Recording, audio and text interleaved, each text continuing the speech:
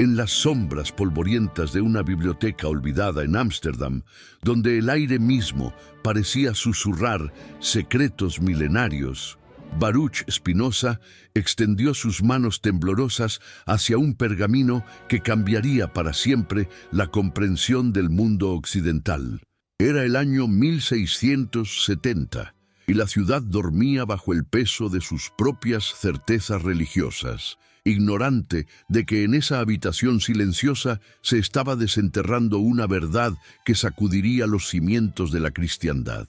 El manuscrito, amarillento por los siglos y frágil como la fe de los débiles, llevaba inscripciones en arameo, persa y griego, lenguas que hablaban de un tiempo cuando las fronteras entre Oriente y Occidente eran apenas líneas dibujadas en la arena del desierto.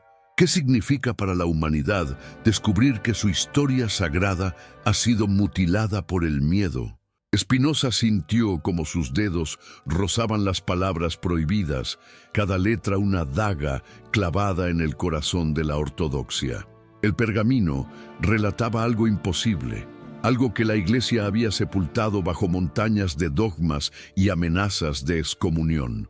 Los 18 años perdidos de Jesús de Nazaret no habían transcurrido en el silencio de una carpintería, sino en los palacios dorados de Partia, donde el joven había sido educado como príncipe y filósofo, absorbiendo la sabiduría de los magos persas y los maestros budistas que llegaban desde las montañas del Himalaya. La luz de la vela danzaba sobre las palabras como si fueran llamas vivas, y Spinoza comprendió que estaba sosteniendo en sus manos el testimonio de Gaspar, uno de los reyes magos, quien había seguido la estrella de Belén no solo para adorar al niño rey, sino para reclamarlo como heredero legítimo del conocimiento oriental que había sido prometido a los persas por los profetas de antaño. El manuscrito describía cómo, a los 12 años, después de confundir a los doctores del templo con su sabiduría precoz, Jesús había emprendido un viaje secreto hacia las tierras del Imperio Parto, guiado por emisarios que lo reconocieron como el cumplimiento de profecías que no aparecían en ningún texto judío o cristiano. ¿Por qué la Iglesia teme tanto a la verdad que prefiere vivir en la mentira dorada de sus altares?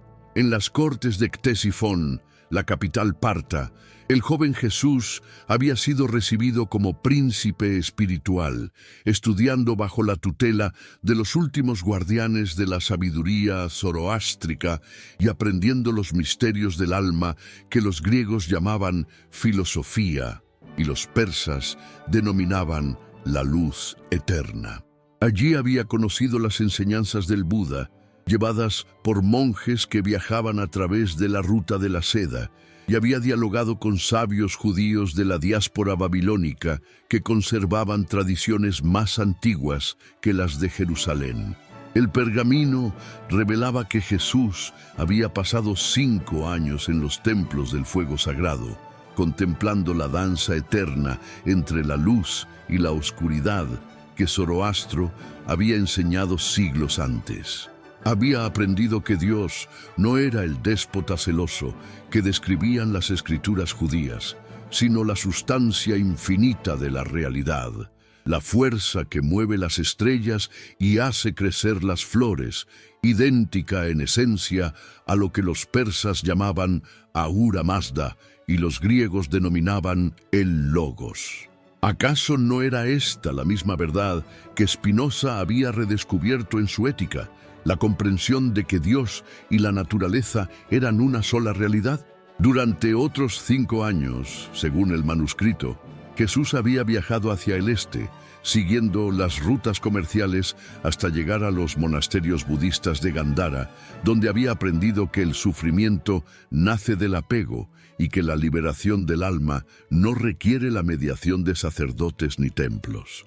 Los monjes lo habían llamado Isa, y habían reconocido en él la encarnación de la compasión universal que el Buda había predicado 5 siglos antes.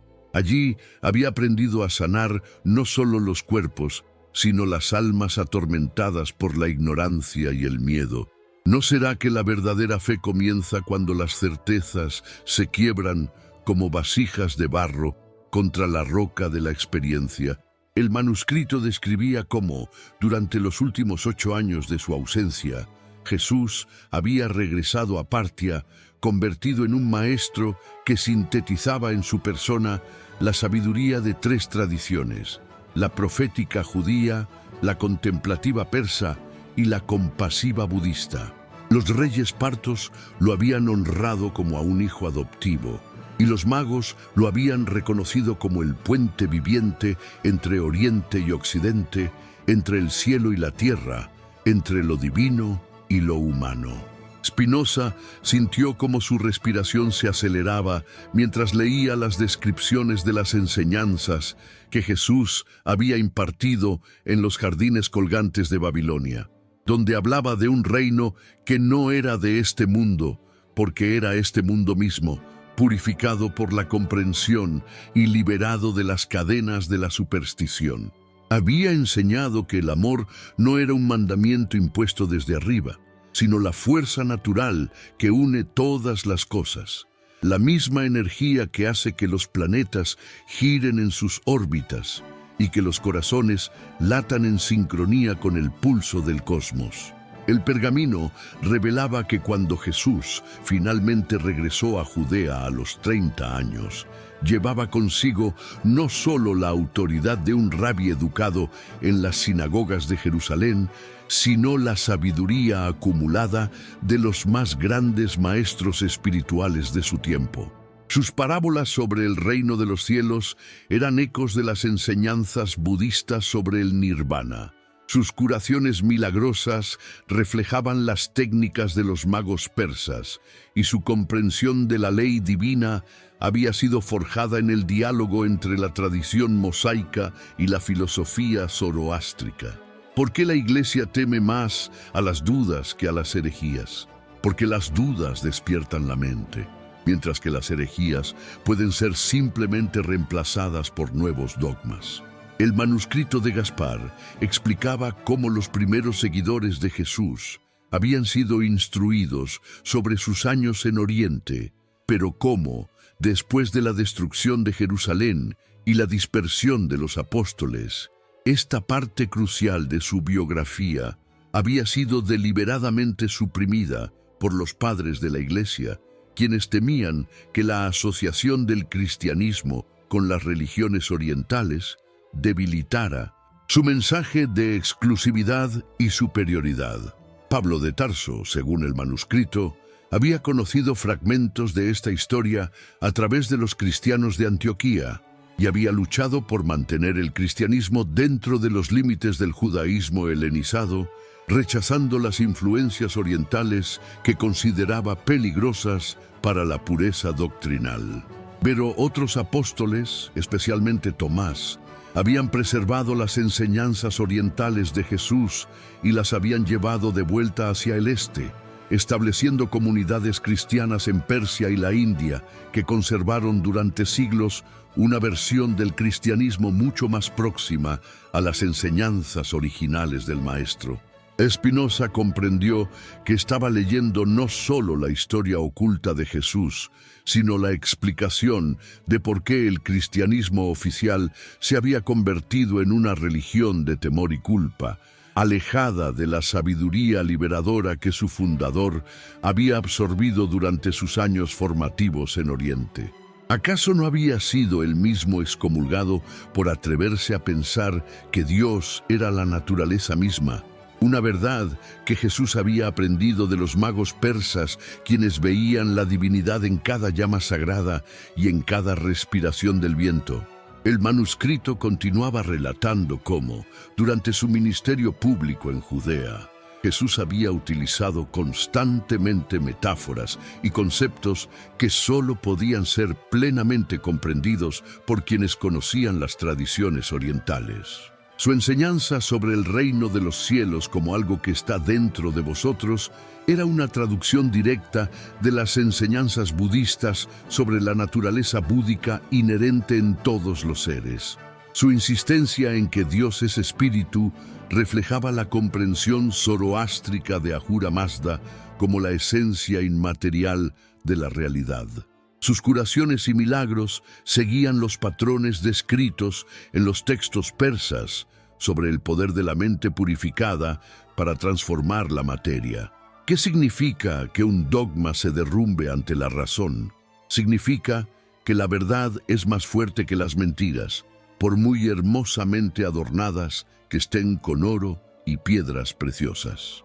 Spinoza sintió cómo cada línea del manuscrito confirmaba lo que su razón había intuido, pero que nunca se había atrevido a expresar completamente. Que Jesús había sido no solo un rabí judío, sino un iniciado en los misterios universales, un maestro que había bebido de todas las fuentes de sabiduría disponibles en su tiempo y que había intentado crear un puente entre todas las tradiciones espirituales de la humanidad. El pergamino describía las lágrimas que Jesús había derramado en el Monte de los Olivos, no solo por el sufrimiento que se avecinaba, sino por la comprensión profética de que sus enseñanzas serían distorsionadas y utilizadas para crear una nueva forma de esclavitud espiritual. Había visto en visión cómo los hombres que nunca habían conocido la paz interior construirían templos en su nombre, cómo aquellos que nunca habían experimentado el amor universal predicarían el odio hacia los diferentes, cómo los que temían la libertad del alma crearían nuevas cadenas de culpa y vergüenza. ¿No será que cada generación debe redescubrir la verdad por sí misma, liberándola de las deformaciones que el tiempo y el miedo han acumulado sobre ella? El manuscrito revelaba que Gaspar, antes de morir, había escondido este testimonio junto con otros documentos que probaban la educación oriental de Jesús, confiando en que algún día aparecería alguien lo suficientemente valiente y sabio para revelar la verdad al mundo. Había previsto que esto ocurriría en una época cuando la humanidad estuviera lista para comprender que todas las religiones verdaderas beben de la misma fuente, que todos los maestros auténticos señalan hacia la misma luz. Spinoza comprendió que ese momento había llegado, que él era el instrumento elegido por la historia para devolver a Jesús su verdadero lugar como maestro universal, no como propiedad exclusiva de una iglesia que había traicionado su mensaje. El manuscrito no solo revelaba los años perdidos de Jesús, sino que explicaba por qué sus enseñanzas habían resonado tan profundamente en corazones que jamás habían oído hablar del judaísmo, porque llevaban en sí la sabiduría acumulada de toda la humanidad, la síntesis de todas las búsquedas espirituales que habían florecido desde Mesopotamia hasta el Ganges. Mientras la noche avanzaba en Ámsterdam y las campanas de las iglesias marcaban las horas con su monótono llamado a la sumisión, Spinoza sintió cómo se encendía en su interior el fuego que Prometeo había robado a los dioses para entregárselo a los hombres.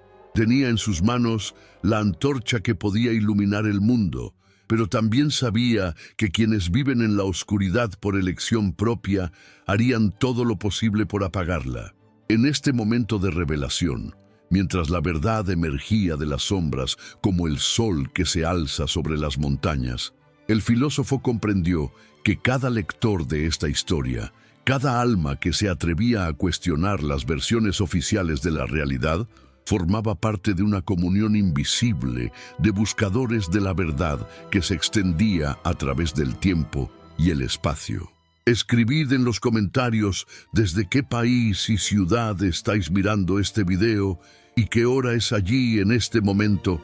Compartidlo con un amigo cercano al que deseéis bendiciones y luz en su familia, porque en este acto simple pero poderoso estáis reconociendo que la verdad no conoce fronteras ni horarios, que la sabiduría que Jesús aprendió en Oriente y que Spinoza redescubrió en Occidente pertenece a toda la humanidad, no a quienes pretenden monopolizarla desde sus púlpitos de poder. ¿Acaso no fue el miedo el primer sacerdote y la ignorancia su altar? El manuscrito de Gaspar terminaba la primera parte de su revelación con una profecía que ahora, en las manos de Spinoza, cobraba todo su significado. Que llegaría un tiempo cuando los muros entre las religiones se derrumbarían, como las murallas de Jericó, cuando la humanidad comprendería que Buda, Zoroastro, Moisés y Jesús habían sido hermanos en la búsqueda de la misma verdad eterna, maestros que habían hablado idiomas diferentes, pero que habían señalado hacia la misma estrella que guía a los sabios de todas las épocas hacia el reconocimiento de que lo divino y lo humano, lo infinito y lo finito, no son realidades separadas, sino aspectos de una sola existencia que se despliega eternamente en el teatro del cosmos. El pergamino se desintegró entre los dedos de Spinoza como si hubiera cumplido su propósito, pero las palabras quedaron grabadas en su mente como inscripciones en piedra eterna, esperando el momento de ser compartidas con un mundo que tal vez no estaba listo para escucharlas, pero que las necesitaba más que nunca para liberarse de las cadenas de la superstición y el dogma que habían encadenado el vuelo del espíritu humano durante demasiados siglos de oscuridad voluntaria. La primera parte de la revelación había terminado, pero Spinoza sabía que era solo el comienzo de una batalla épica entre la luz y la oscuridad, entre la verdad y la mentira, entre la libertad del pensamiento y la tiranía de los dogmas petrificados que se alzarían como gigantes furiosos contra cualquiera que se atreviera a despertar a la humanidad de su sueño milenario. Parte segundo. El enfrentamiento entre fe y razón. El amanecer llegó a Ámsterdam como una confesión susurrada, pintando de oro las aguas de los canales, mientras Spinoza permanecía inmóvil ante su escritorio, contemplando el vacío que había dejado el manuscrito desintegrado. Pero en su mente, las palabras de Gaspar ardían con una intensidad que ningún tiempo podría apagar, y comprendió que había llegado el momento más peligroso de su existencia, el momento de convertir la verdad en acción, el conocimiento en revolución, el descubrimiento privado en proclamación pública que sacudiría los fundamentos de la cristiandad occidental. ¿Qué precio debe pagar quien se atreve a despertar a los durmientes? La pregunta resonó en su conciencia mientras imaginaba las reacciones que su revelación provocaría en las universidades, los púlpitos y los palacios de Europa. Sabía que la Iglesia no toleraría que se cuestionara el monopolio que había ejercido sobre la figura de Jesús durante 15 siglos, que los teólogos se alzarían como lobos hambrientos contra cualquiera que osara sugerir que su Cristo exclusivamente occidental había sido en realidad un maestro universal que había bebido de las fuentes orientales de la sabiduría. Pero la verdad, una vez despertada, no puede volver a dormirse. Y Spinoza sintió cómo se encendía en su interior la llama de la necesidad histórica. El mundo occidental había construido su identidad espiritual sobre la creencia de que el cristianismo era una revelación única y superior, completamente separada de las tradiciones paganas y orientales que despreciaba como supersticiones primitivas. ¿Qué ocurriría cuando los creyentes descubrieran que su Salvador había sido educado por los mismos maestros que ellos consideraban demoníacos? ¿Qué pasaría con la arrogancia occidental cuando se revelara que Jesús había encontrado en Buda un hermano mayor en la búsqueda de la liberación del sufrimiento? La respuesta llegó antes de lo esperado, como una tormenta que se forma súbitamente en un cielo aparentemente despejado. Los primeros rumores sobre el descubrimiento de Spinoza se filtraron a través de los círculos intelectuales de Ámsterdam como gotas de veneno en un pozo cristalino, y la reacción fue inmediata y feroz. Los rabinos de la sinagoga portuguesa, que ya lo habían excomulgado por sus ideas sobre Dios y la Escritura, declararon que esta nueva herejía era peor que todas las anteriores juntas, porque no solo negaba la singularidad del judaísmo, sino que convertía a Jesús en un sincretista peligroso que había contaminado la pureza de la revelación mosaica con doctrinas extranjeras. ¿Por qué el miedo a la verdad se disfraza siempre de celo religioso? Los pastores protestantes, que habían encontrado en la Reforma una nueva forma de ortodoxia más rígida que la católica, denunciaron desde sus púlpitos que Spinoza era un agente del demonio que buscaba destruir la fe cristiana, sugiriendo que Cristo había necesitado aprender de maestros humanos. ¿Cómo podía el Hijo de Dios, segunda persona de la Trinidad, haber necesitado la instrucción de filósofos paganos y monjes budistas? La sola sugerencia era, según ellos, una blasfemia que merecía no solo la excomunión, sino la hoguera. Pero fue la reacción de la Iglesia Católica la que reveló con mayor claridad el abismo que separaba la institución del mensaje original de Jesús. El Santo Oficio de Roma envió emisarios secretos a Holanda para investigar las afirmaciones de Spinoza, no con el objetivo de determinar si eran verdaderas, sino para encontrar la manera más efectiva de suprimirlas antes de que se extendieran como un incendio por toda Europa. Los inquisidores comprendían instintivamente que si se demostraba que Jesús había sido educado en tradiciones orientales, toda la estructura de la superioridad cristiana occidental se derrumbaría como un castillo de naipes. El cardenal que dirigía la investigación secreta escribió en un informe confidencial que nunca pretendió que fuera conocido por la historia. Si el pueblo cristiano llegara a creer que nuestro Salvador aprendió sus enseñanzas de maestros orientales, ¿qué impediría que buscaran la verdad directamente en esas fuentes? ¿Qué autoridad tendríamos para condenar como heréticas las doctrinas que el mismo Cristo habría estudiado y aprobado? La unidad de la Iglesia y la supremacía de Roma dependen de mantener la ficción de que la revelación cristiana es completamente original y superior a todas las demás tradiciones espirituales. ¿No es acaso la confesión involuntaria de un enemigo la mejor prueba de la verdad que intenta ocultar? Spinoza comprendió que la ferocidad de la reacción eclesiástica confirmaba la autenticidad de lo que había descubierto en el manuscrito de Gaspar. Si las afirmaciones hubieran sido falsas, la Iglesia las habría simplemente ignorado o refutado con argumentos históricos. Pero la urgencia desesperada con que buscaban suprimir cualquier mención de los años orientales de Jesús revelaba que sabían perfectamente que esas afirmaciones eran ciertas, que en los archivos secretos del Vaticano se guardaban documentos que confirmaban todo lo que el pergamino había revelado. La batalla entre la razón y el dogma se intensificó cuando algunos intelectuales valientes comenzaron a apoyar públicamente las investigaciones de Spinoza. Un grupo de académicos de la Universidad de Leiden publicó un manifiesto declarando que la verdad histórica no podía ser suprimida por decreto eclesiástico, que si Jesús había realmente estudiado con maestros orientales, eso solo aumentaba la grandeza de su síntesis espiritual. ¿No era más admirable un maestro que había buscado la sabiduría en todas las fuentes disponibles que uno que había permanecido encerrado en la estrechez de una sola tradición? Pero el contraataque de la ortodoxia no se hizo esperar. Los jesuitas, maestros de la controversia teológica, desplegaron toda su artillería intelectual para demostrar que las afirmaciones de Spinoza eran históricamente imposibles.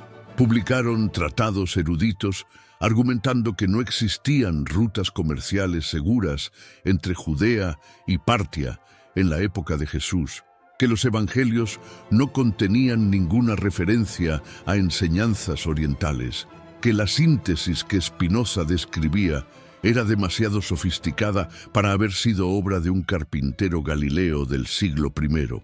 ¿Por qué los defensores de la mentira son siempre más eruditos que los buscadores de la verdad?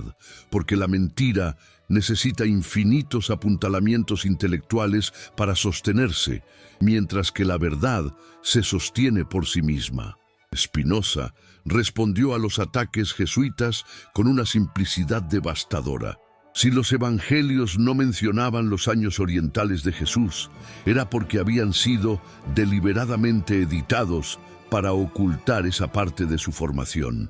Si no existían rutas comerciales oficiales, las caravanas de los Reyes Magos habían demostrado que existían rutas no oficiales conocidas por los iniciados. Si la síntesis parecía demasiado sofisticada, era porque los críticos subestimaban tanto la inteligencia de Jesús como la profundidad de las tradiciones orientales. El debate se extendió más allá de los círculos académicos y religiosos, cuando los comerciantes holandeses que habían viajado a Oriente comenzaron a aportar testimonios que confirmaban las afirmaciones de Spinoza. Mercaderes que habían comerciado en Persia e India relataron que en los monasterios budistas de Ladakh se conservaban manuscritos que mencionaban a un joven maestro judío llamado Isa que había estudiado allí durante varios años. Diplomáticos que habían visitado las comunidades cristianas nestorianas de Asia Central informaron que esas iglesias poseían tradiciones orales sobre los viajes orientales de Jesús que se remontaban a los primeros siglos del cristianismo. ¿Qué significa cuando la realidad conspira para confirmar una verdad que los poderosos quieren mantener oculta? Significa que esa verdad es más fuerte que todos los poderes mundanos combinados, que la historia tiene su propia voluntad que trasciende los deseos de quienes pretenden controlarla. Los testimonios de los viajeros holandeses causaron pánico en Roma, donde los archivistas pontificios fueron ordenados a revisar urgentemente todos los documentos antiguos que pudieran contener referencias a los años orientales de Jesús. Lo que encontraron en los archivos secretos superó sus peores temores. Existían fragmentos de cartas de los primeros padres de la Iglesia que hacían referencias veladas a la educación oriental de Jesús, documentos que habían sido clasificados como peligrosos para la fe simple y mantenidos ocultos durante siglos. Un fragmento particularmente explosivo, atribuido a Clemente de Alejandría, decía textualmente: «El maestro había bebido de todas las fuentes de sabiduría antes de comenzar su ministerio, pues como el sol que ilumina desde el oriente hasta el occidente, había recorrido los caminos que conectan todas las tradiciones de verdad». La revelación de estos documentos marcó el punto de inflexión en la batalla entre Spinoza y la ortodoxia cristiana. Ya no se trataba simplemente de las afirmaciones de un filósofo hereje basadas en un manuscrito desaparecido, sino de evidencias históricas conservadas en los propios archivos de la Iglesia que confirmaban que los primeros cristianos conocían y aceptaban la formación oriental de su maestro. ¿Cuándo se había perdido este conocimiento? ¿Por qué había sido deliberadamente suprimido? ¿Quiénes habían decidido que la verdad era demasiado peligrosa para ser conocida por los fieles? La respuesta llegó cuando un monje benedictino alemán, inspirado por el ejemplo de Lutero 2 siglos antes, decidió revelar lo que había descubierto en los manuscritos medievales de su monasterio. Fray Anselmo publicó un libelo titulado Las mentiras sagradas: cómo la Iglesia ocultó la verdadera historia de Cristo, donde documentaba cómo, durante el reinado del emperador Constantino, se había tomado la decisión política de occidentalizar completamente la figura de Jesús para hacer el cristianismo más aceptable para las élites romanas que despreciaban todo lo que viniera de Oriente. ¿No será que cada época debe elegir entre la comodidad de las mentiras heredadas y la responsabilidad de enfrentar verdades incómodas? Fray Anselmo demostró que la supresión de la educación oriental de Jesús había sido parte de una estrategia más amplia para convertir el cristianismo en una religión de imperio, alejándolo de sus raíces de sabiduría universal y transformándolo en una herramienta de dominación cultural. Los padres de la Iglesia del siglo IV habían comprendido que un Jesús que había estudiado con budistas y persas sería más difícil de utilizar para justificar la superioridad del mundo greco-romano sobre los bárbaros orientales. La publicación de las investigaciones de Fray Anselmo desató una crisis sin precedentes en el mundo cristiano. Comunidades enteras de creyentes comenzaron a cuestionar no solo la autoridad de sus iglesias, sino la autenticidad de las doctrinas que habían aceptado durante generaciones. Si los dirigentes religiosos habían mentido sobre algo tan fundamental como la educación de Jesús, ¿en qué otras cosas habían mentido?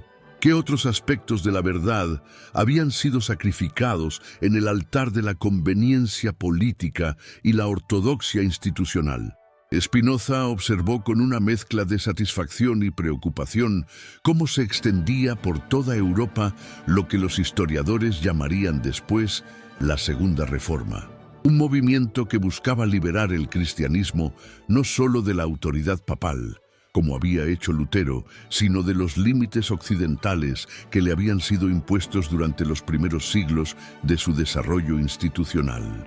Comunidades de cristianos orientales comenzaron a surgir en todas partes, grupos que estudiaban los textos budistas y zoroástricos, buscando las enseñanzas que Jesús había aprendido durante sus años formativos en Oriente. ¿Qué ocurre cuando una verdad largo tiempo reprimida finalmente emerge a la luz del día? Se extiende como un río que ha roto sus diques, transformando todo el paisaje cultural y espiritual que encuentra a su paso. Las universidades comenzaron a establecer cátedras de estudios crísticos comparativos, donde se analizaban las similitudes entre las enseñanzas de Jesús y las de otros maestros orientales. Los artistas comenzaron a representar a Cristo con vestimentas orientales, meditando bajo árboles bodhi o dialogando con monjes budistas. Los músicos compusieron sinfonías que combinaban cantos gregorianos con melodías persas e indias. Pero la transformación más profunda ocurrió en el corazón de los creyentes ordinarios, que descubrieron que podían amar a Jesús aún más profundamente cuando lo comprendían como el símbolo viviente de la unidad fundamental de todas las búsquedas espirituales humanas. En lugar de disminuir su devoción, el conocimiento de su educación oriental la enriqueció con una dimensión universal que hacía su mensaje más relevante para un mundo cada vez más consciente de la diversidad de las tradiciones sagradas. ¿No es acaso el amor verdadero aquel que crece cuando conoce más profundamente a su objeto? Los nuevos cristianos orientalizantes encontraron en Jesús no a un maestro exclusivo que condenaba todas las demás tradiciones, sino a un puente viviente que conectaba la sabiduría de Oriente con las esperanzas de Occidente, un ser que había realizado en su propia experiencia la síntesis que la humanidad necesitaba para superar las divisiones religiosas y culturales que la habían fragmentado dura en milenios. La batalla entre la fe dogmática y la razón iluminada había terminado con una victoria inesperada.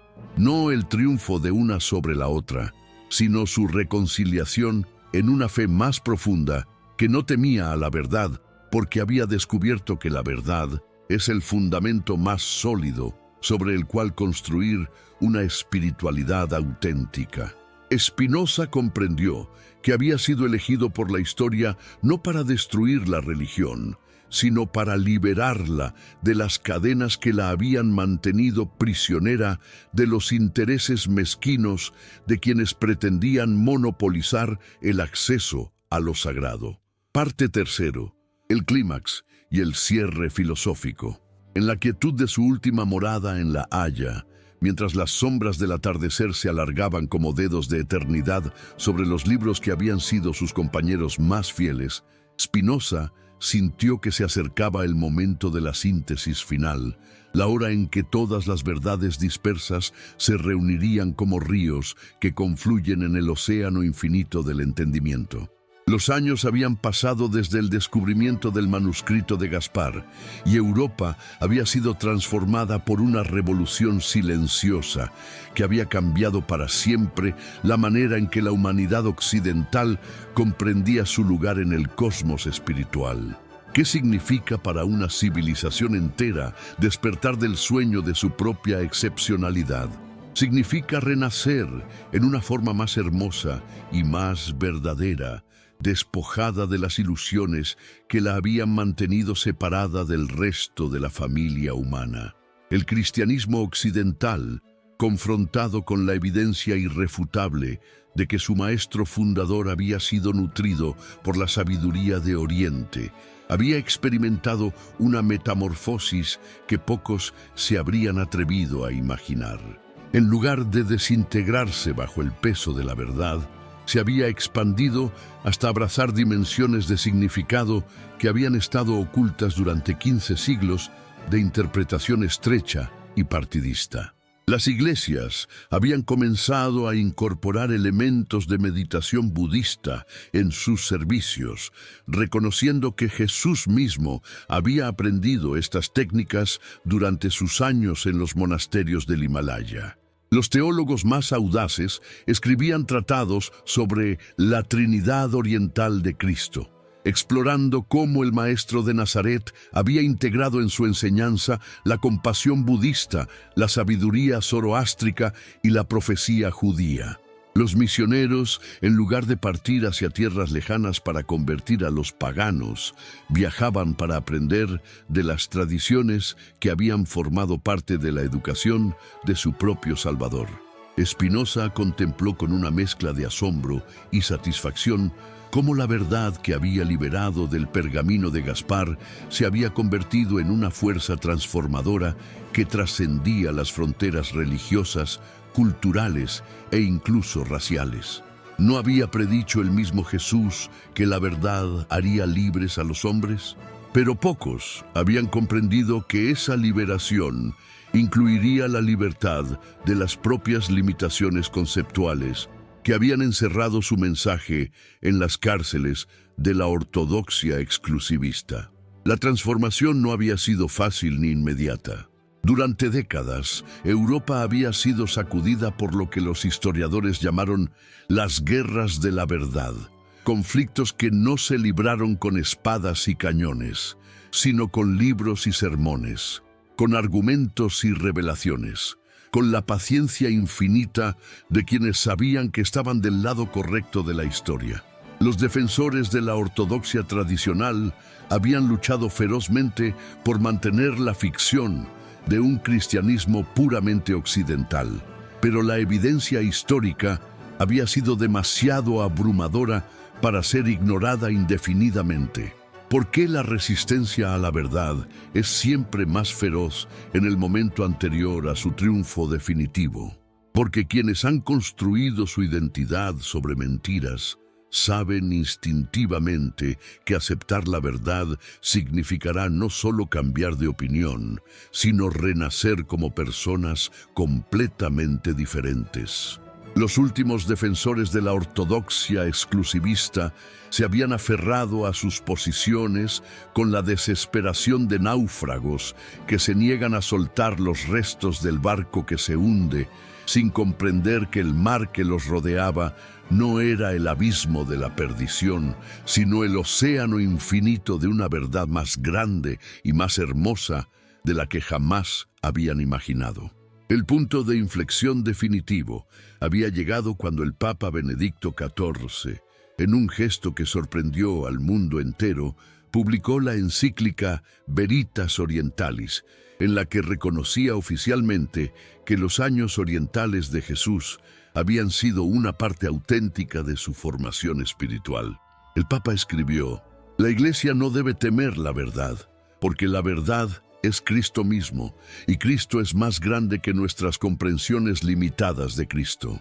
Si nuestro Salvador bebió de las fuentes de sabiduría que el Padre había preparado en Oriente para enriquecer su ministerio en Occidente, nosotros no debemos ser menos humildes que Él en nuestra disposición a aprender de todos los maestros auténticos del Espíritu. La encíclica papal marcó el fin de la resistencia institucional organizada contra las revelaciones espinocianas, pero también el comienzo de una nueva era en la historia de la conciencia humana. ¿Qué ocurre cuando las barreras artificiales entre las tradiciones espirituales se derrumban y la humanidad redescubre su unidad fundamental en la búsqueda de lo sagrado? Ocurre lo que siempre había sido el sueño secreto de los místicos verdaderos, el reconocimiento de que todas las religiones auténticas son dialectos diferentes del mismo idioma universal del alma que busca reunirse con su fuente. Spinoza había vivido lo suficiente para ver el nacimiento de lo que los filósofos llamaron la religión universal, no una nueva institución que pretendiera reemplazar a las existentes, sino un reconocimiento compartido de que Buda, Zoroastro, Moisés, Jesús, Mahoma y todos los grandes maestros espirituales de la humanidad habían sido faros que señalaban hacia la misma luz eterna, médicos del alma, a que habían prescrito medicinas diferentes para las mismas enfermedades fundamentales del espíritu humano. ¿No había sido esta la visión que había vislumbrado en su Ética cuando escribió sobre Deus sive natura, Dios como la naturaleza misma, la sustancia infinita que se manifiesta en todas las formas de existencia? El descubrimiento de los años orientales de Jesús había confirmado empíricamente lo que su razón había deducido filosóficamente, que lo divino no es propiedad de ninguna tradición particular, sino la realidad fundamental que subyace a todas las tradiciones auténticas y que las unifica en una sinfonía cósmica de búsqueda y realización espiritual. Las universidades habían establecido facultades de teología comparada universal, donde estudiosos de todas las tradiciones colaboraban en el proyecto de mapear las correspondencias profundas entre las diferentes vías de realización espiritual. Los artistas creaban obras que celebraban la hermandad mística entre los grandes maestros, representando a Jesús meditando junto a Buda bajo el árbol Bodhi, dialogando con Zoroastro ante el fuego sagrado, estudiando la Torá con los rabinos de Babilonia. Los músicos componían sinfonías que entrelazaban cantos gregorianos, mantras budistas, melodías sufíes y salmodias judías en armonías que revelaban la unidad subyacente de todas las formas de oración. Pero la transformación más profunda había ocurrido en el corazón de los creyentes ordinarios, que habían descubierto que podían ser más auténticamente cristianos cuando comprendían a Cristo como el hermano universal de todos los buscadores de la verdad, más genuinamente budistas cuando veían en Buda al predecesor compasivo que había preparado el camino para el mensaje de amor de Jesús, más verdaderamente judíos cuando reconocían en Moisés al profeta que había iniciado la tradición, que florecería en la síntesis universal realizada por el Maestro de Nazaret. ¿Qué significa amar más profundamente a nuestro Maestro espiritual cuando descubrimos que también otros han amado con la misma intensidad a sus propios maestros? Significa comprender que el amor verdadero no es posesivo, sino inclusivo, que no busca excluir, sino abrazar, que no teme la competencia porque sabe que no existe competencia posible en el reino del Espíritu, donde toda verdad auténtica es complementaria de las demás verdades auténticas. En los últimos años de su vida, Spinoza había recibido visitantes de todo el mundo que venían a rendir homenaje al hombre que había liberado la verdad más importante de la historia de la humanidad. Monjes budistas de Tibet habían viajado durante meses para agradecer al filósofo que había devuelto a Jesús su lugar legítimo como discípulo de las tradiciones orientales. Eruditos musulmanes de Al-Azhar habían enviado delegaciones para expresar su gratitud por haber demostrado que el cristianismo auténtico era compatible con la sabiduría universal que el Islam también atesoraba. Rabinos de toda Europa habían peregrinado a La Haya para bendecir al hombre que había mostrado que Jesús nunca había abandonado su judaísmo, sino que lo había enriquecido con la sabiduría de otras tradiciones. ¿Por qué los enemigos de ayer se convierten en hermanos cuando la verdad disipa las nieblas del malentendido? Porque la enemistad entre las tradiciones espirituales nunca había sido natural, sino artificial, producto de la ignorancia mutua y de la manipulación de líderes que encontraban en la división una fuente de poder temporal que habían confundido con autoridad espiritual. En su lecho de muerte, mientras las velas parpadeaban en la habitación como estrellas que se despiden antes del amanecer, Spinoza sintió que se acercaba el momento de reunirse con la sustancia infinita de la que había emergido y de la que nunca había estado realmente separado. Su obra estaba terminada, la verdad había sido liberada, la humanidad había dado un paso gigantesco hacia la comprensión de su unidad fundamental en la diversidad aparente de sus búsquedas espirituales. Un joven discípulo que había permanecido a su lado durante los últimos días le preguntó con lágrimas en los ojos qué mensaje quería dejar para las generaciones futuras que heredarían el mundo transformado que su descubrimiento había hecho posible. Spinoza sonrió con la serenidad de quien ha visto cumplirse el propósito de su existencia y murmuró con voz apenas audible, pero cargada de una certeza que trascendía la muerte: «Decid a quienes vengan después de nosotros que la verdad es una sola, aunque tenga 1000 rostros, que el amor es uno aunque se exprese en 1000 idiomas, que Dios es uno aunque se manifieste en 1000 tradiciones». El manuscrito de Gaspar fue solo el comienzo. En los siglos venideros aparecerán nuevos documentos, nuevos testimonios, nuevas revelaciones que confirmarán lo que nosotros apenas hemos comenzado a vislumbrar: que la humanidad es una familia espiritual que ha estado separada por malentendidos que se desvanecen como sombras cuando la luz de la verdad los toca. ¿Qué significa morir habiendo devuelto a la humanidad su herencia espiritual más preciosa? Significa haber vivido en plenitud, haber cumplido con el destino que la eternidad había trazado para un alma lo suficientemente valiente como para enfrentar las mentiras sagradas y lo suficientemente sabia como para reemplazarlas con verdades que liberan en lugar de esclavizar. Mientras Spinoza exhalaba su último aliento, una extraña luz dorada pareció llenar la habitación, como si el espíritu del filósofo se hubiera fundido con la misma luz que había guiado a los Reyes Magos hacia Belén, la luz que había iluminado la educación oriental de Jesús, la luz que había inspirado a Buda bajo el árbol de la iluminación, la luz que había ardido en los templos del fuego de Soroa. Estró, la luz una y múltiple que es la esencia de todas las tradiciones espirituales auténticas y que continúa brillando en el corazón de todos los buscadores sinceros de la verdad, sin importar el nombre que den a su búsqueda o el camino que elijan para realizarla. El mundo que Spinoza dejaba atrás era radicalmente diferente del que había encontrado al nacer. La humanidad había despertado de su sueño milenario de separación espiritual y había comenzado a caminar hacia un futuro donde las fronteras religiosas serían solo diferencias de método en la búsqueda compartida de la realización espiritual, donde la diversidad de tradiciones sería celebrada como la riqueza natural del espíritu humano que se expresa en múltiples formas, pero que apunta siempre a la misma meta trascendente.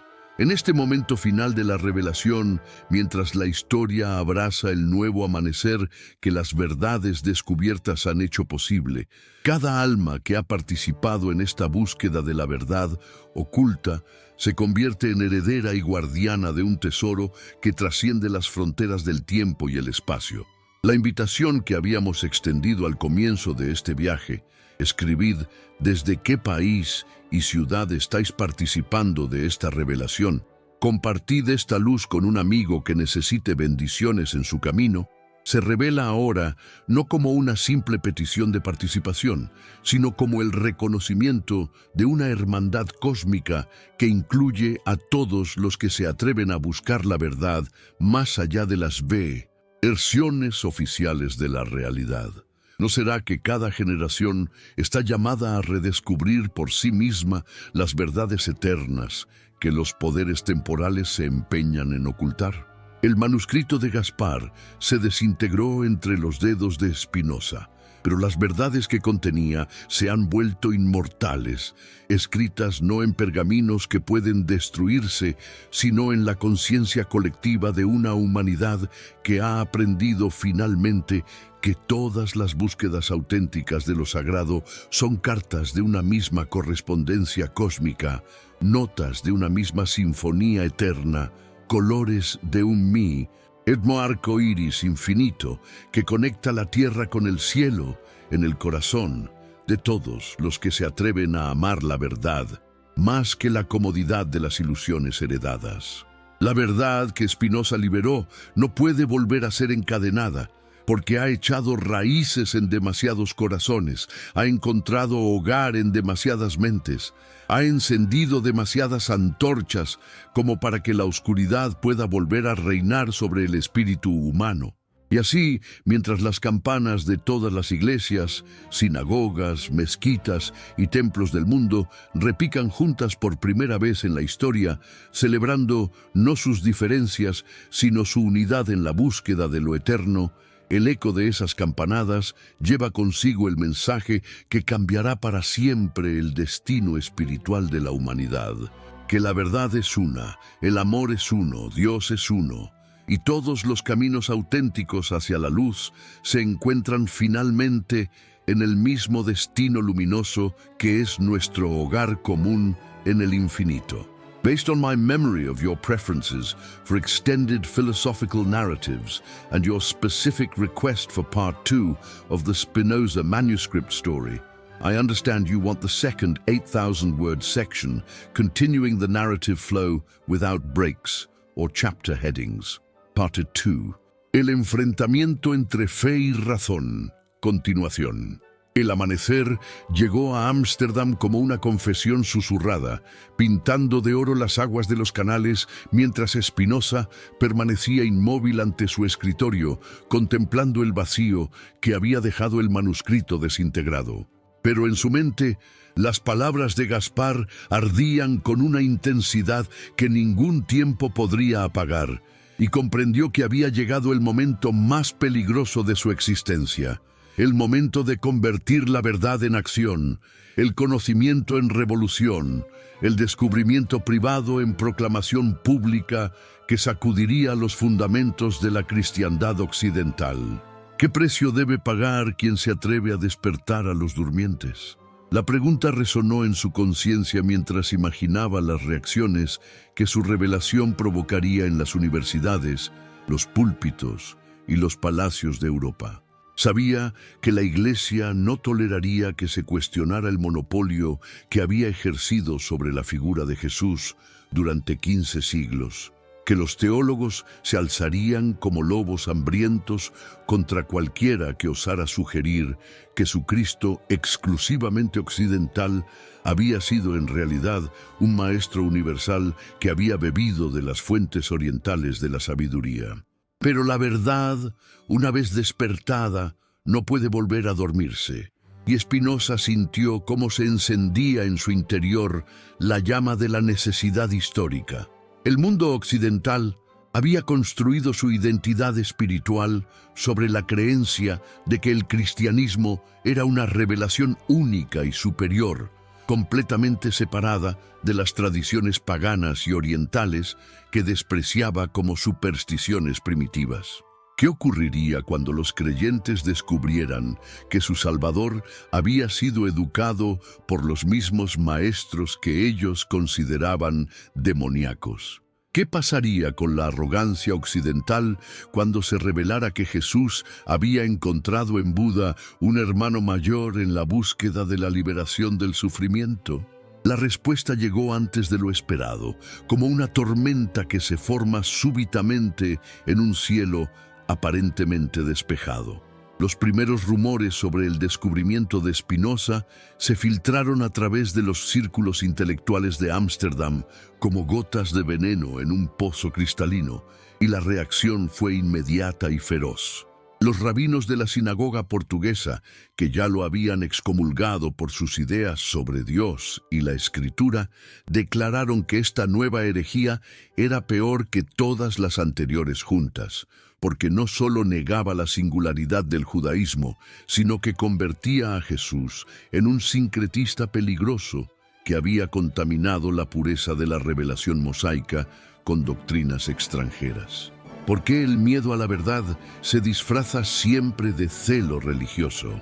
Los pastores protestantes, que habían encontrado en la Reforma una nueva forma de ortodoxia más rígida que la católica, denunciaron desde sus púlpitos que Spinoza era un agente del demonio que buscaba destruir la fe cristiana, sugiriendo que Cristo había necesitado aprender de maestros humanos. ¿Cómo podía el Hijo de Dios, segunda persona de la Trinidad, haber necesitado la instrucción de filósofos paganos y monjes budistas? La sola sugerencia era, según ellos, una blasfemia que merecía no solo la excomunión, sino la hoguera. Pero fue la reacción de la Iglesia Católica la que reveló con mayor claridad el abismo que separaba la institución del mensaje original de Jesús. El Santo Oficio de Roma envió emisarios secretos a Holanda para investigar las afirmaciones de Spinoza, no con el objetivo de determinar si eran verdaderas, sino para encontrar la manera más efectiva de suprimirlas antes de que se extendieran como un incendio por toda Europa. Los inquisidores comprendían instintivamente que si se demostraba que Jesús había sido educado en tradiciones orientales, toda la estructura de la superioridad cristiana occidental se derrumbaría como un castillo de naipes. El cardenal que dirigía la investigación secreta escribió en un informe confidencial que nunca pretendió que fuera conocido por la historia. Si el pueblo cristiano llegara a creer que nuestro Salvador aprendió sus enseñanzas de maestros orientales, ¿qué impediría que buscaran la verdad directamente en esas fuentes? ¿Qué autoridad tendríamos para condenar como heréticas las doctrinas que el mismo Cristo habría estudiado y aprobado? La unidad de la Iglesia y la supremacía de Roma dependen de mantener la ficción de que la revelación cristiana es completamente original y superior a todas las demás tradiciones espirituales. ¿No es acaso la confesión involuntaria de un enemigo la mejor prueba de la verdad que intenta ocultar? Spinoza comprendió que la ferocidad de la reacción eclesiástica confirmaba la autenticidad de lo que había descubierto en el manuscrito de Gaspar. Si las afirmaciones hubieran sido falsas, la Iglesia las habría simplemente ignorado o refutado con argumentos históricos. Pero la urgencia desesperada con que buscaban suprimir cualquier mención de los años orientales de Jesús revelaba que sabían perfectamente que esas afirmaciones eran ciertas, que en los archivos secretos del Vaticano se guardaban documentos que confirmaban todo lo que el pergamino había revelado. La batalla entre la razón y el dogma se intensificó cuando algunos intelectuales valientes comenzaron a apoyar públicamente las investigaciones de Spinoza. Un grupo de académicos de la Universidad de Leiden publicó un manifiesto declarando que la verdad histórica no podía ser suprimida por decreto eclesiástico, que si Jesús había realmente estudiado con maestros orientales, eso solo aumentaba la grandeza de su síntesis espiritual. ¿No era más admirable un maestro que había buscado la sabiduría en todas las fuentes disponibles que uno que había permanecido encerrado en la estrechez de una sola tradición? Pero el contraataque de la ortodoxia no se hizo esperar. Los jesuitas, maestros de la controversia teológica, desplegaron toda su artillería intelectual para demostrar que las afirmaciones de Spinoza eran históricamente imposibles. Publicaron tratados eruditos argumentando que no existían rutas comerciales seguras entre Judea y Partia en la época de Jesús, que los evangelios no contenían ninguna referencia a enseñanzas orientales, que la síntesis que Spinoza describía era demasiado sofisticada para haber sido obra de un carpintero galileo del siglo I. ¿Por qué los defensores de la mentira son siempre más eruditos que los buscadores de la verdad? Porque la mentira necesita infinitos apuntalamientos intelectuales para sostenerse, mientras que la verdad se sostiene por sí misma. Spinoza respondió a los ataques jesuitas con una simplicidad devastadora. Si los evangelios no mencionaban los años orientales de Jesús, era porque habían sido deliberadamente editados para ocultar esa parte de su formación.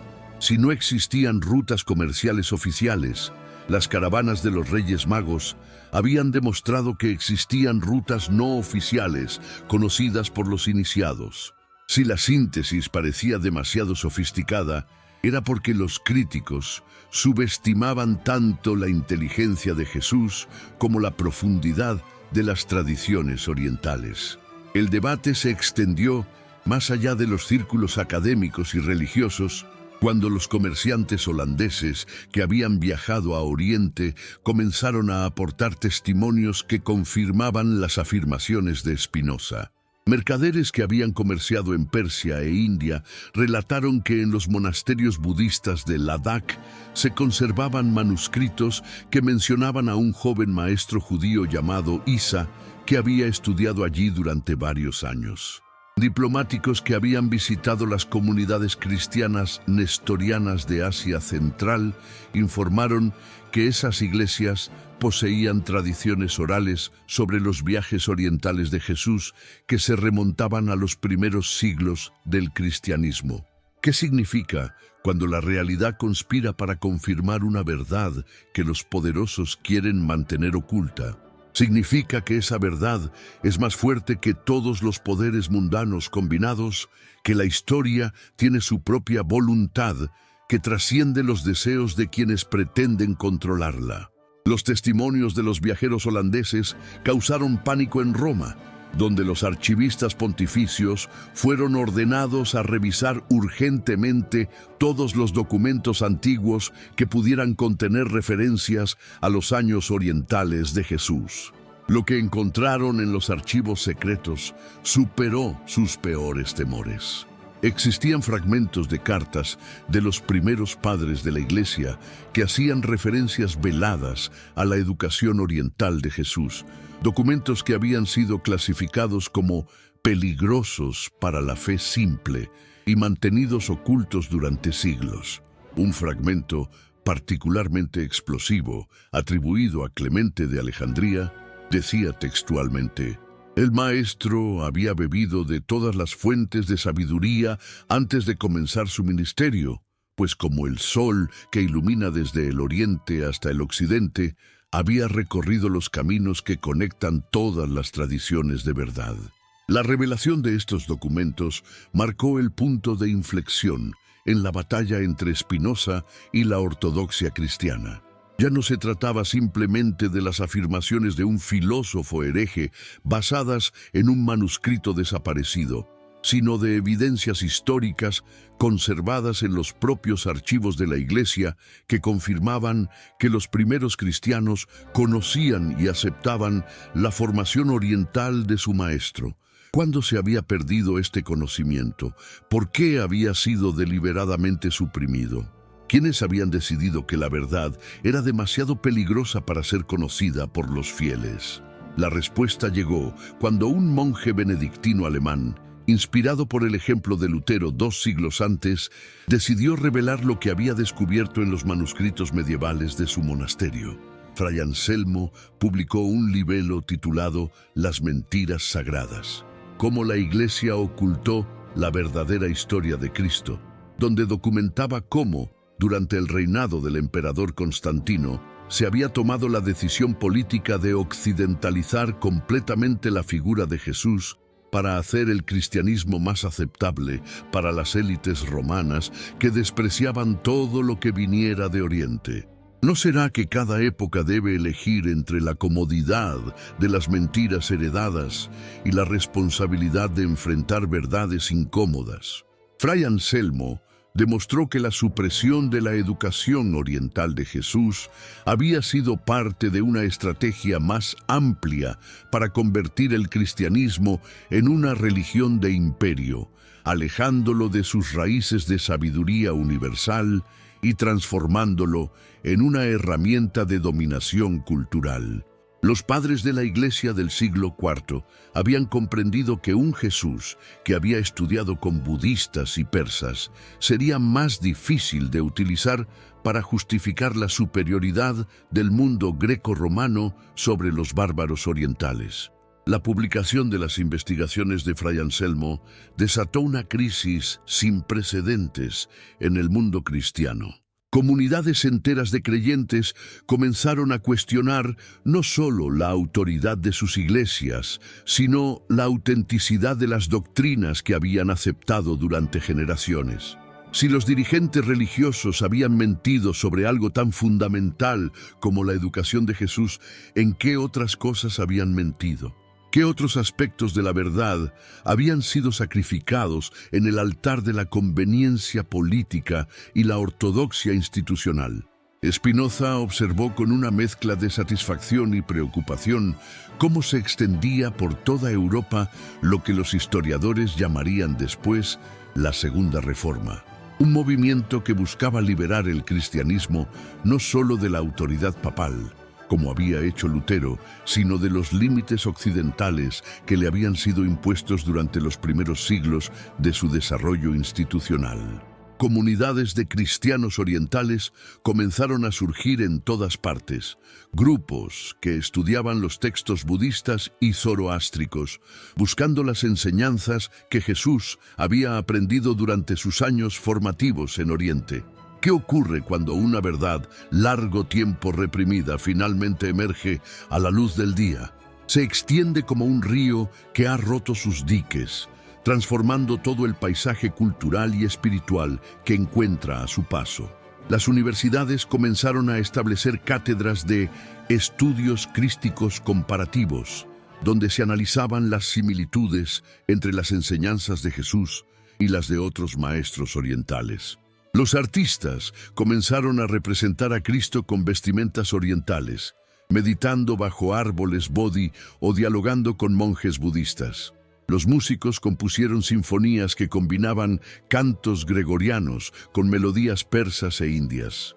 Pero la transformación más profunda ocurrió en el corazón de los creyentes ordinarios, que descubrieron que podían amar a Jesús aún más profundamente cuando lo comprendían como el símbolo viviente de la unidad fundamental de todas las búsquedas espirituales humanas. En lugar de disminuir su devoción, el conocimiento de su educación oriental la enriqueció con una dimensión universal que hacía su mensaje más relevante para un mundo cada vez más consciente de la diversidad de las tradiciones sagradas. ¿No es acaso el amor verdadero aquel que crece cuando conoce más profundamente a su objeto? Los nuevos cristianos orientalizantes encontraron en Jesús no a un maestro exclusivo que condenaba todas las demás tradiciones, sino a un puente viviente que conectaba la sabiduría de Oriente con las esperanzas de Occidente, un ser que había realizado en su propia experiencia la síntesis que la humanidad necesitaba para superar las divisiones religiosas y culturales que la habían fragmentado duramente milenios. En los monasterios de Monte Athos, los monjes ortodoxos griegos comenzaron a incorporar técnicas de meditación budista en sus prácticas contemplativas, reconociendo que Jesús mismo había aprendido estas disciplinas durante sus años en el Himalaya. En los seminarios católicos de París y Roma, futuros sacerdotes estudiaban ahora textos zoroástricos para comprender mejor las enseñanzas de Cristo sobre la lucha eterna entre la luz y la oscuridad. En las universidades protestantes de Ginebra y Wittenberg, teólogos reformados redescubrían en las escrituras budistas los fundamentos de la compasión universal que Cristo había predicado en las colinas de Galilea. ¿Acaso no había profetizado el mismo Jesús que tendría otras ovejas que no eran de ese redil y que era necesario traerlas también para que hubiera un solo rebaño bajo un solo pastor? Los nuevos intérpretes de las Escrituras comenzaron a ver en estas palabras misteriosas una referencia profética a su propia educación oriental, una alusión velada a las tradiciones espirituales de Asia que había conocido durante sus años de formación y que siempre había considerado parte de la revelación universal de la que él era portador y síntesis viviente. La resistencia de la ortodoxia se intensificó cuando el Papa Inocencio XII publicó la bula Orientalis Heresis, condenando como heréticas todas las especulaciones sobre los años orientales de Cristo. Pero la bula papal tuvo un efecto contrario al esperado. En lugar de acallar el debate, lo inflamó aún más, porque muchos católicos sinceros se preguntaron por qué la Iglesia temía tanto la investigación histórica si no tenía nada que ocultar. ¿Por qué el vicario de Cristo en la tierra prohibía a los fieles conocer más profundamente la vida de su Salvador? ¿Qué secretos guardaba Roma que temía tanto la luz de la verdad? La respuesta llegó cuando un grupo de cardenales reformistas, liderados por el cardenal Lambertini de Bolonia, publicó una carta abierta al Papa defendiendo la libertad de investigación histórica sobre la vida de Cristo. Los cardenales argumentaron que la verdad no podía ser enemiga de la fe, que si Cristo había realmente estudiado con maestros orientales, eso solo aumentaba la admiración por su sabiduría universal. La Iglesia, escribieron, debe tener la confianza suficiente en la solidez de su doctrina como para no temer ninguna verdad histórica, por incómoda que pueda parecer a primera vista. ¿Qué significa cuando los propios príncipes de la Iglesia se rebelan contra la política de ocultación de la verdad? Significa que la mentira ha llegado a su límite histórico, que incluso quienes tienen interés en mantener el status quo comprenden que la verdad es inevitable y que es mejor aceptarla voluntariamente que ser arrollados por ella. La Carta de los Cardenales Reformistas dividió la Iglesia Católica en dos campos: los tradicionalistas, que querían mantener la versión occidental de Cristo a cualquier costo, y los reformistas, que veían en la revelación de su educación oriental una oportunidad para enriquecer y universalizar el mensaje cristiano. Spinoza siguió con fascinación el desarrollo de lo que los cronistas llamaron el gran cisma de la verdad, una división que atravesó no solo la Iglesia Católica, sino todas las confesiones cristianas. Los luteranos se dividieron entre quienes consideraban que la educación oriental de Cristo enriquecía su mensaje de justificación por la fe, y quienes temían que las influencias budistas debilitaran la doctrina del pecado original.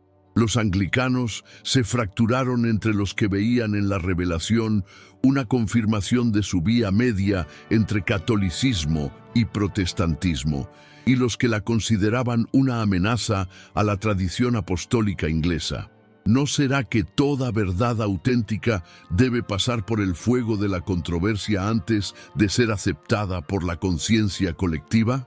La división de las iglesias fue dolorosa pero necesaria, porque permitió que emergieran nuevas síntesis espirituales que habrían sido imposibles bajo la rígida uniformidad de las ortodoxias tradicionales. Comunidades cristianas orientalizantes comenzaron a florecer por toda Europa. Grupos que combinaban la liturgia occidental con prácticas meditativas orientales, que leían los evangelios a la luz de las enseñanzas budistas y zoroástricas, que veían en la cruz no solo un instrumento de salvación, sino también un símbolo de la intersección entre todas las tradiciones espirituales auténticas.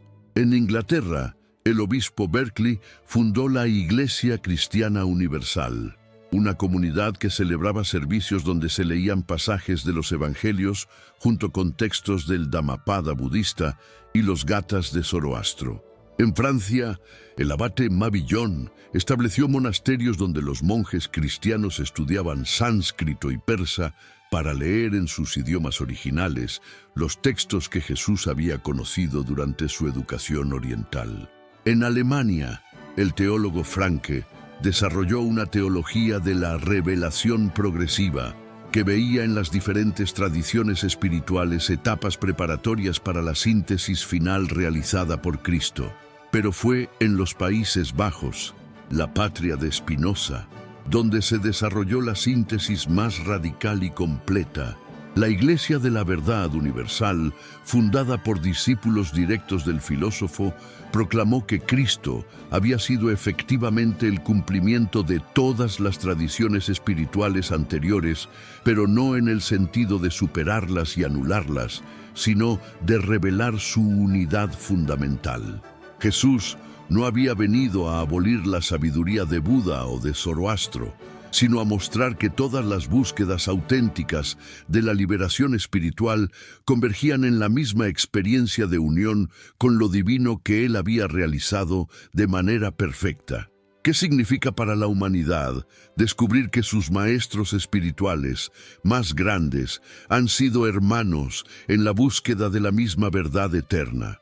Significa el fin de las guerras religiosas, el comienzo de una era de colaboración espiritual, la posibilidad de una civilización planetaria basada no en la imposición de una verdad particular, sino en el reconocimiento de que todas las verdades auténticas son facetas complementarias de una realidad que trasciende las limitaciones conceptuales de cualquier tradición individual.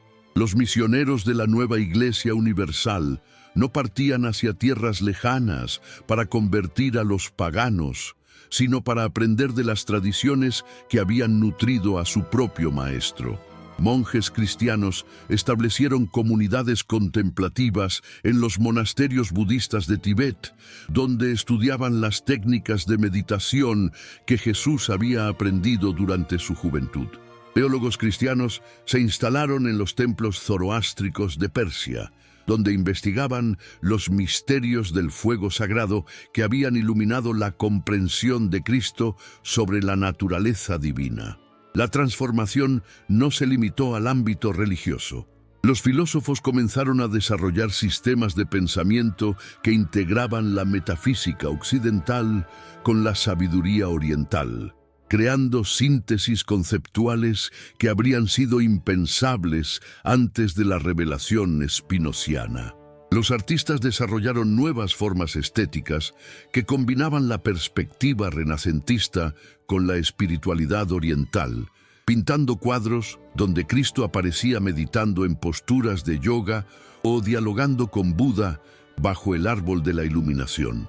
No había escrito el mismo Spinoza que Dios se expresa en infinitos atributos y que la mente humana solo puede conocer dos: la extensión y el pensamiento.